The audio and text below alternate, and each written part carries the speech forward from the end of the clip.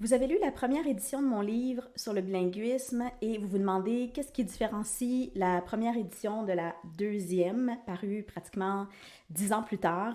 Ben, vous voyez déjà la différence de volume. La première édition comportait 192 pages, la deuxième édition, plus volumineuse, a 276 pages. Donc, c'est sûr que je vais plus en profondeur sur certains sujets que j'abordais peu, voire pas du tout dans la première édition, par exemple, tout ce qui touche les accents, le lien entre la langue qu'on parle et les émotions qu'on vit, ou encore comment la langue qu'on parle peut venir teinter la nature des premiers mots qu'on exprime comme enfant, ou encore apprendre l'anglais au Québec quand on est francophone,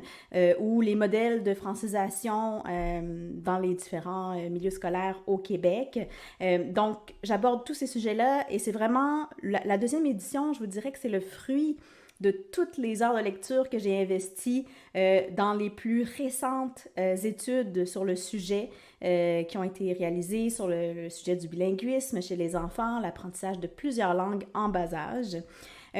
Aussi,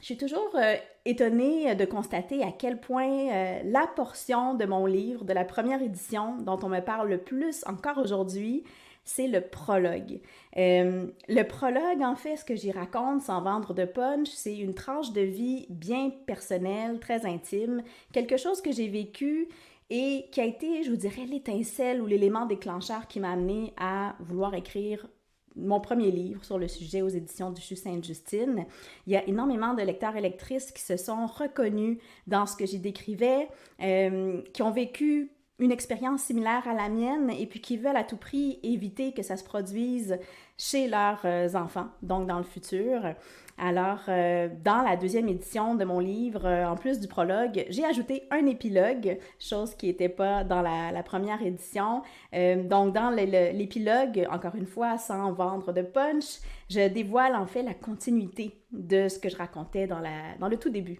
de mon livre. Alors, voilà.